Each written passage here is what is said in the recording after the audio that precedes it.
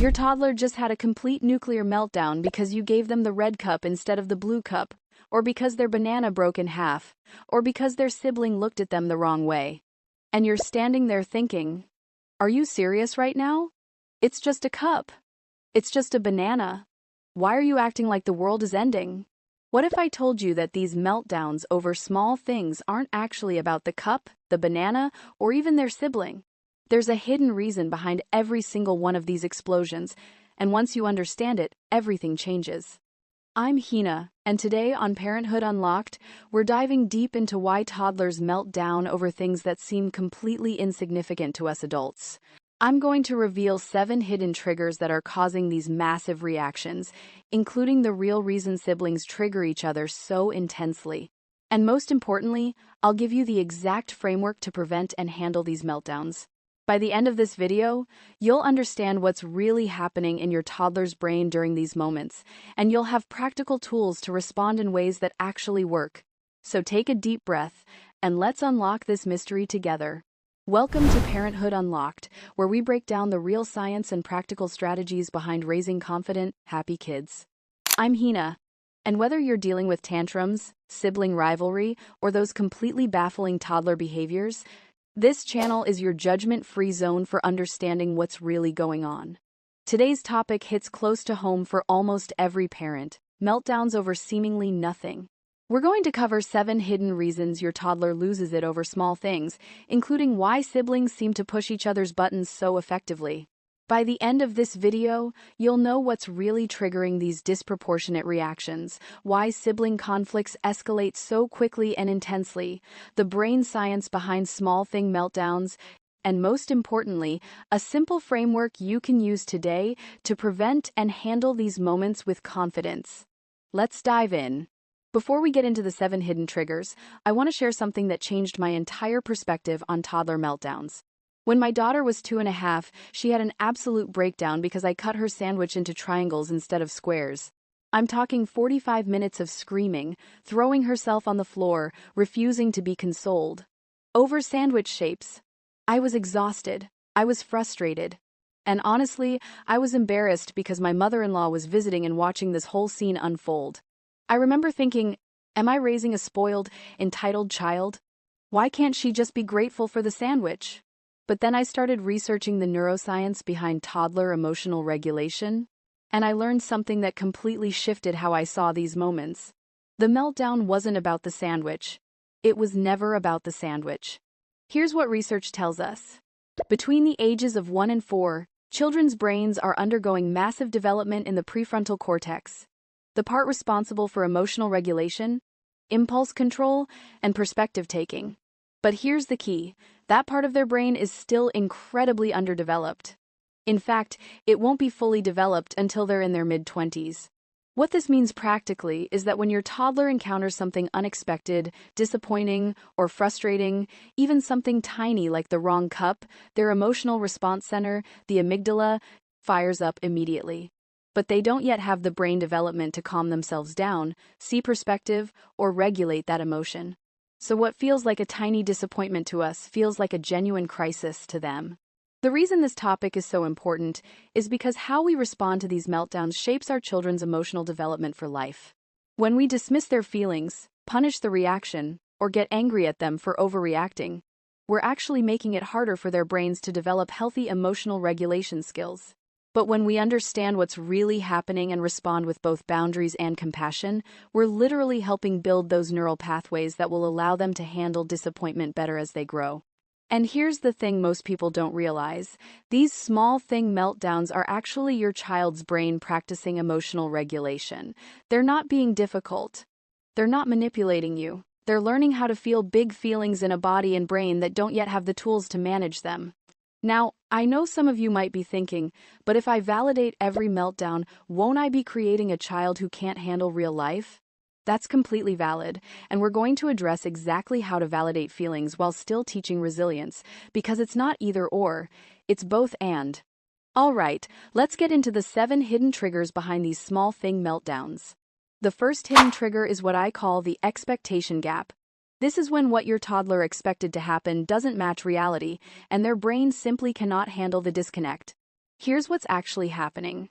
Toddlers are just beginning to develop mental imagery and the ability to picture how things will go. When your child wakes up thinking about the blue cup, their brain has created a whole scenario around that blue cup. It's not just about the cup, it's about the entire experience they'd mentally prepared for. When you hand them the red cup instead, you're not just giving them the wrong cup. You're destroying the entire mental picture they'd created. And because their prefrontal cortex can't quickly adjust expectations, it feels catastrophic. Let me give you a real example. A mom in our community told me her son had a complete meltdown every single morning when she tried to put his shoes on. She couldn't figure it out. One day the same shoes were fine, the next day they caused a total breakdown. When we dug deeper, she realized. On the meltdown days, he had expected to put the shoes on himself. His brain had the picture of, I do it, and when she did it instead, the expectation gap triggered the meltdown. It wasn't about the shoes at all.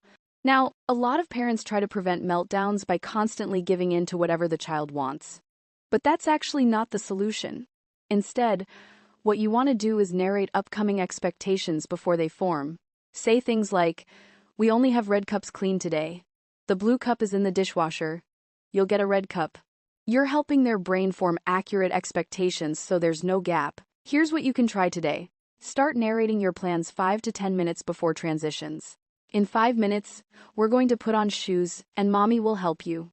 Then we'll go to the car. You're closing the expectation gap before it opens. The second hidden trigger is accumulated stress. This is when the meltdown isn't actually about the banana breaking, it's about the 17 small stressors that happened before the banana. When your toddler melts down, what's actually happening is their stress bucket has been filling up all day, and this small thing is simply the moment it overflows. Think of it like this. Your toddler woke up and had to get dressed when they wanted to play. Stress. They wanted waffles, but you made eggs. Stress. Their sibling took their toy. Stress. Preschool was loud and overwhelming. Stress. They're tired but fighting nap time. Stress. Then the banana breaks. Overflow. The banana isn't the problem. The banana is just the visible trigger for accumulated stress you couldn't see building. Here's a real scenario.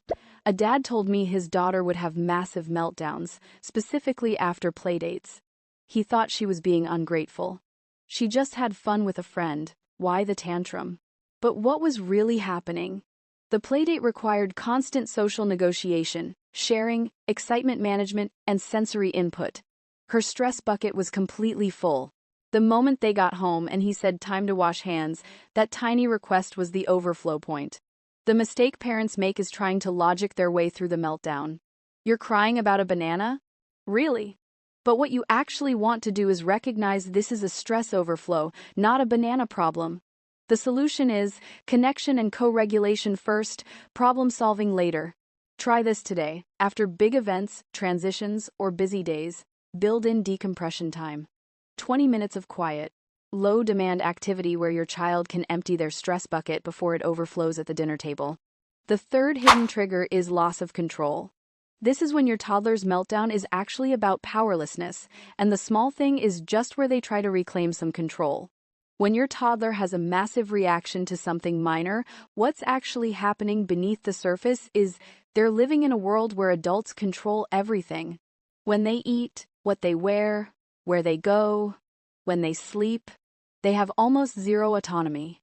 So when something small happens that they can potentially control, like which cup they use or whether their sandwich is triangles or squares, it becomes a battleground for autonomy. The meltdown isn't really about the cup. It's about, I have no control over my life, and this cup is the one thing I might be able to control. Think about it from their perspective. Imagine your boss controlled every aspect of your workday, when you could use the bathroom, what you ate for lunch, what clothes you wore, when you could take a break.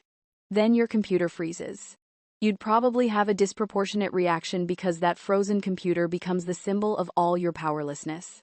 Let me share an example. A mom was battling her 3-year-old every morning about getting dressed. The child would refuse whatever outfit mom picked, even though the day before she'd loved that outfit. It was exhausting.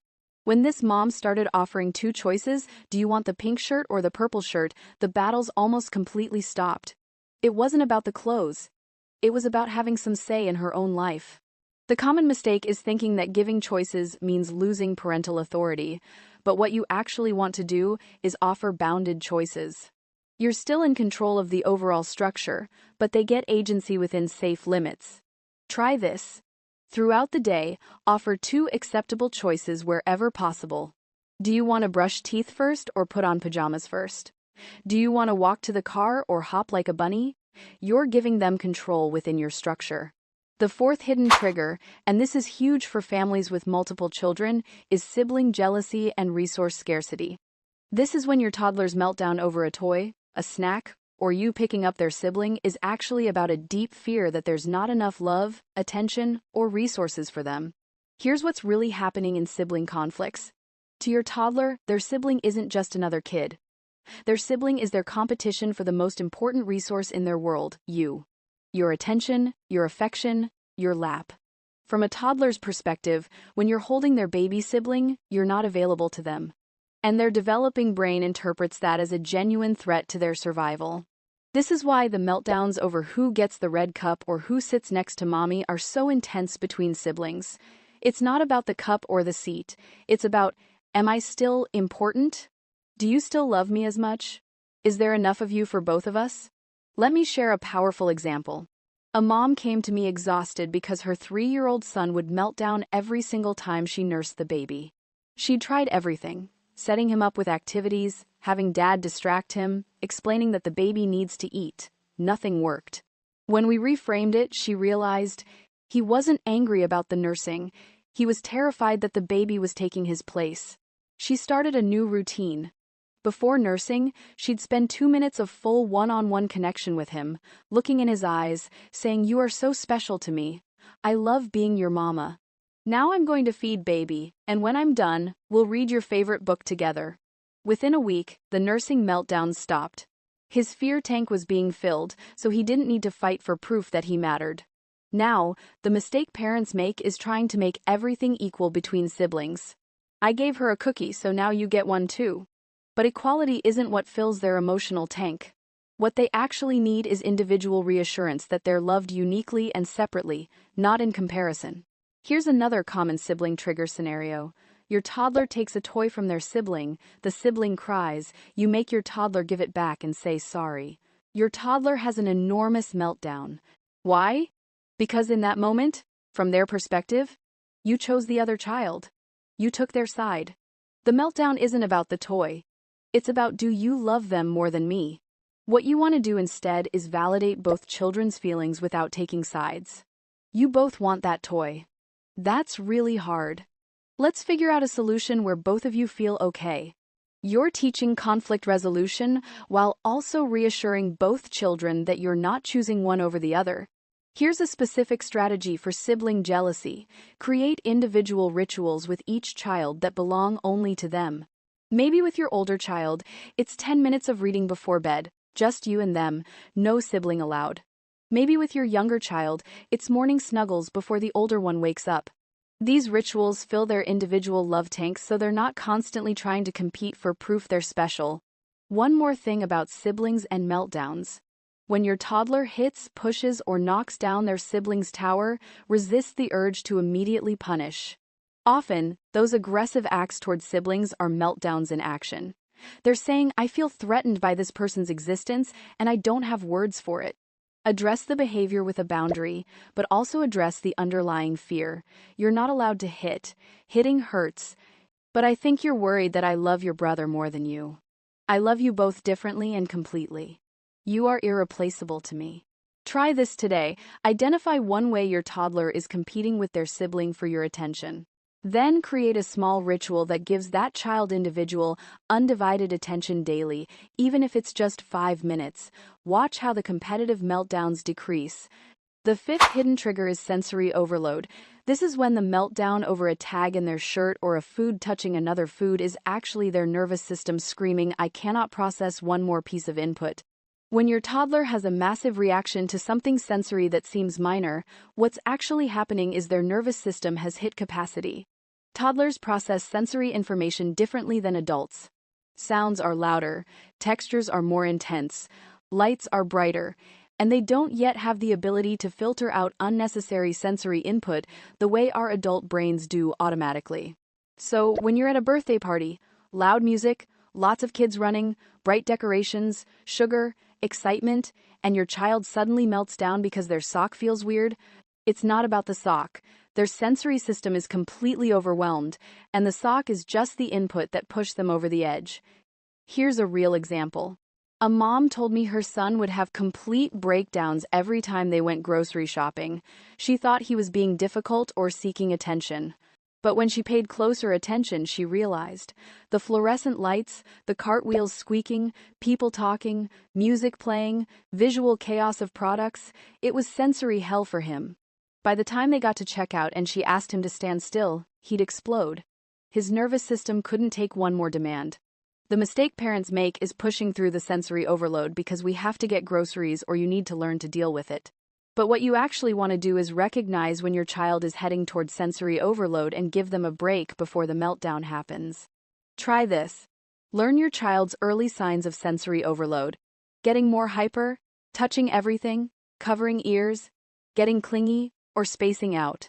When you see those signs, get them to a quiet, calm space immediately, even if it's just sitting in the car for 5 minutes. Prevention is everything with sensory meltdowns. The sixth hidden trigger is what I call HALT. Hungry, angry, lonely, tired. This is when the meltdown over a broken crayon is actually your child's body saying, I have unmet basic needs, and I don't have the language to tell you. When your toddler has a disproportionate reaction to something small, what's actually happening underneath is they're running on empty. Their blood sugar is low, or they're exhausted but fighting sleep, or they're emotionally disconnected and need connection. The small thing is just the moment their system says, I cannot cope with one more thing until these basic needs are met. Think of it like this. You know how you get irrationally angry when you're hungry? Everything bothers you more when you're running on fumes. Toddlers are the same. Except they can't yet identify, oh, I'm irritable because I need food. They just know everything feels terrible, and then something minor happens and they explode. Let me give you an example. A dad told me his daughter would have massive meltdowns every day between 4:30 and 5 p.m. He called it the witching hour and dreaded it. When we looked at her schedule, the pattern was obvious. She ate lunch at 11:30 at preschool, had no afternoon snack, and by 4:30 her blood sugar had completely crashed. The meltdowns weren't about the toys she was fighting over with her brother. They were about hunger. He started giving her a protein-heavy snack at 3:30, and the 4:30 meltdowns almost completely disappeared. The mistake parents make is trying to reason with or discipline a child who's in HALT mode. But what you actually want to do is meet the basic need first, then address behavior if needed. You can't teach emotional regulation to a child whose blood sugar is tanking or who's 2 hours past nap time. Try this. Before reacting to a meltdown, do a quick HALT check. When did they last eat? How much sleep did they get? Have you had quality connection time today? Meet the basic need, then see if the behavior improves. Most of the time, it will. The seventh and final hidden trigger is developmental leaps. This is when your previously chill child suddenly melts down over everything for days or weeks, and what's actually happening is their brain is undergoing massive developmental reorganization. When your toddler goes through a period of increased meltdowns over small things, what's actually happening is their brain is making huge developmental leaps, new language skills, new motor skills, new cognitive abilities.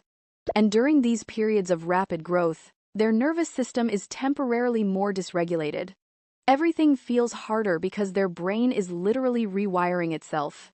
These developmental leaps often happen around specific ages: 18 months, 2 years, 2.5 years, 3 years. And during these periods, you'll notice your child is more clingy, more emotional, more prone to meltdowns, sleeping worse, and generally more difficult. It's not regression, it's actually progression. The storm before the leap forward. Here's a real example. A mom told me her son, who had been sleeping through the night for months, suddenly started waking up multiple times, refusing to nap, and having meltdowns over absolutely everything. She was convinced something was wrong. Then, 2 weeks later, he suddenly started speaking in full sentences. A language explosion. His brain had been working so hard on language development that his entire nervous system was temporarily dysregulated. The meltdowns weren't about him becoming more difficult. They were about his brain growing. The mistake parents make during these periods is thinking they need to crack down on discipline or that they've done something wrong in their parenting. But what you actually want to do is recognize this is temporary, give extra grace and connection, and ride it out. Within a few weeks, you'll see the leap forward and the behavior will settle. Try this. If your child suddenly becomes more difficult across the board, not just one behavior but everything, consider whether they might be in a developmental leap. Check developmental milestone charts for their age. Then give yourself permission to lower expectations temporarily, offer extra comfort, and trust that this phase will pass. Now that we've gone through all 7 hidden triggers, let's take a step back and look at the bigger picture. You might have noticed a common theme running through everything we've discussed. The meltdown is never about the thing. It's always about something beneath the surface, an unmet need, an overwhelmed nervous system, a developmental stage, or an emotional fear. Here's how these all work together. Your toddler might have a meltdown over the wrong cup because they had an expectation gap, but the reason that gap caused a meltdown instead of just disappointment is because they're also tired. Their stress bucket is full from a busy morning, they're in a developmental leap, and they feel like their sibling gets everything. The cup is just where all of those factors collided. What this means for you practically is stop trying to prevent every meltdown by managing all the small things. You can't. There will always be broken bananas and wrong cups and shoes that feel weird. Instead, focus on managing the hidden triggers.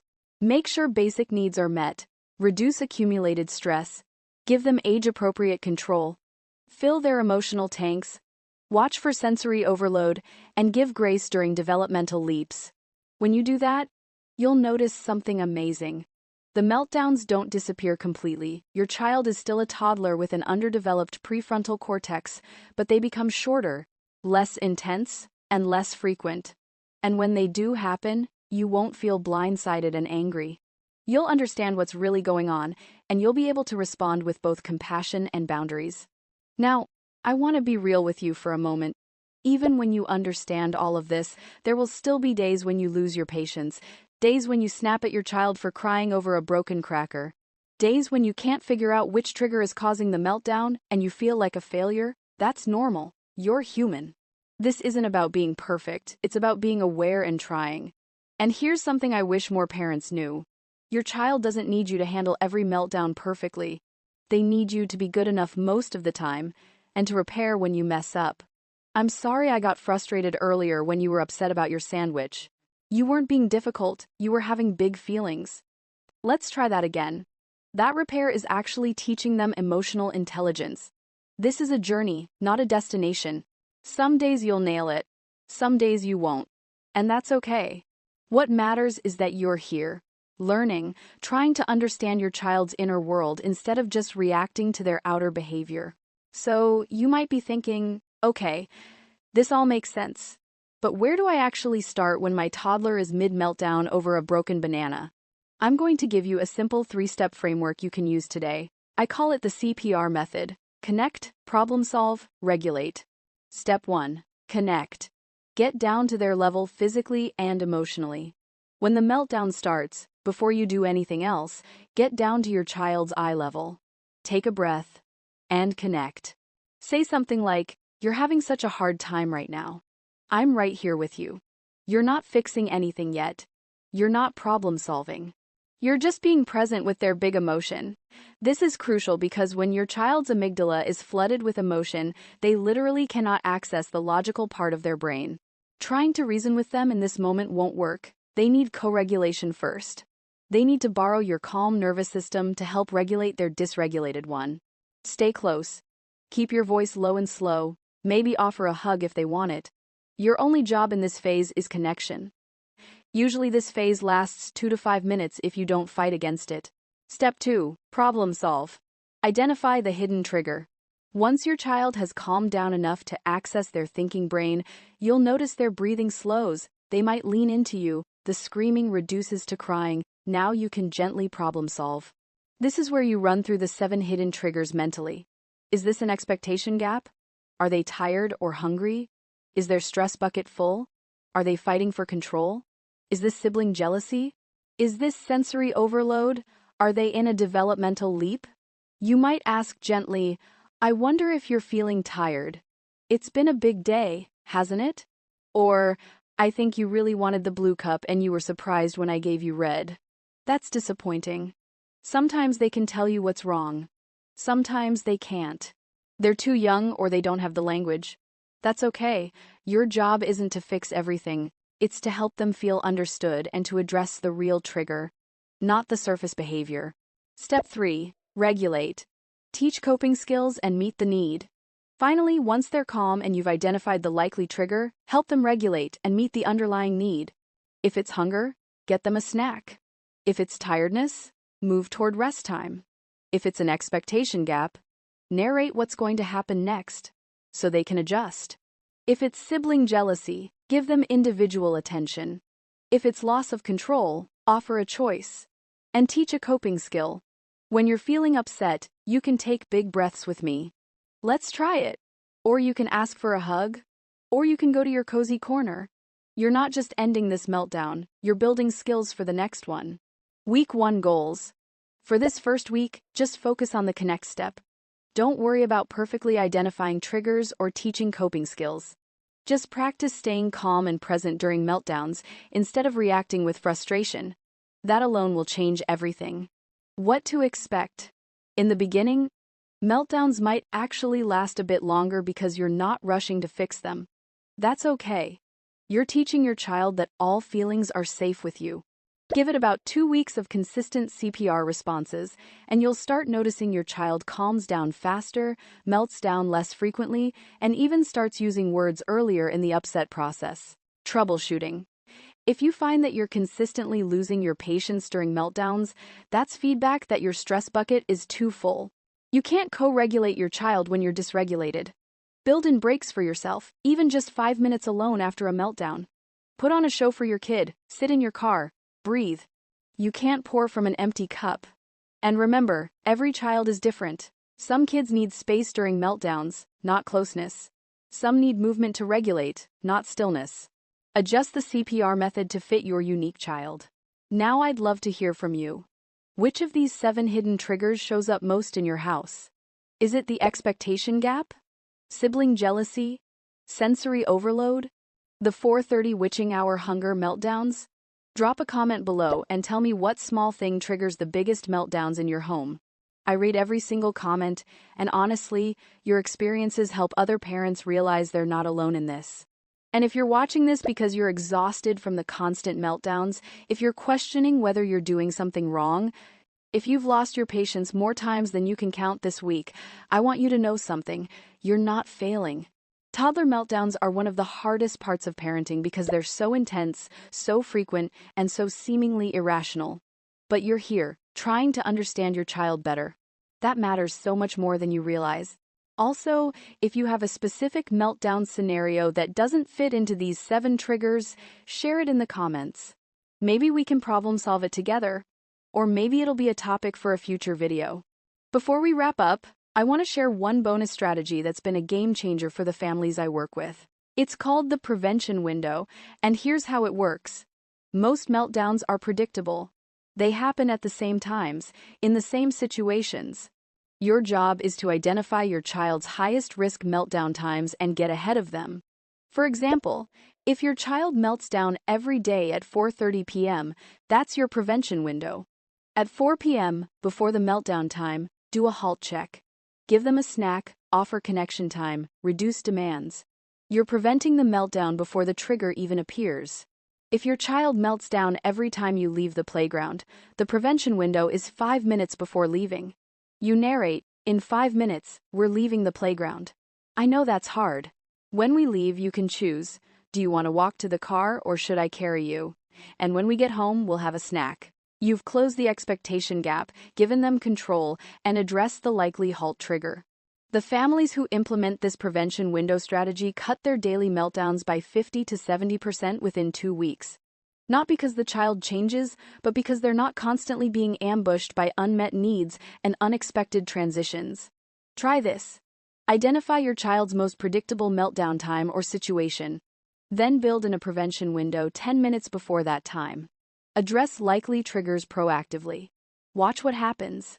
If you found this video helpful, please hit that like button. It helps other exhausted parents find this content when they're searching for answers at midnight after another brutal meltdown day. And if you're not already subscribed to Parenthood Unlocked, click that subscribe button and turn on notifications. Next week, I'm diving into toddler sleep problems and why your child suddenly won't stay in bed, and what actually works to fix it. Thank you so much for being part of this community. Remember, you're doing an incredible job even when it doesn't feel like it. Even when you're cleaning up thrown food while your child screams about the wrong plate, even when you've said, please use gentle hands with your sister for the 47th time today, even when you lock yourself in the bathroom for 2 minutes just to breathe, you're not alone. We're all figuring this out together. I'll see you in the next video. Until then, keep unlocking the best version of parenthood for your family.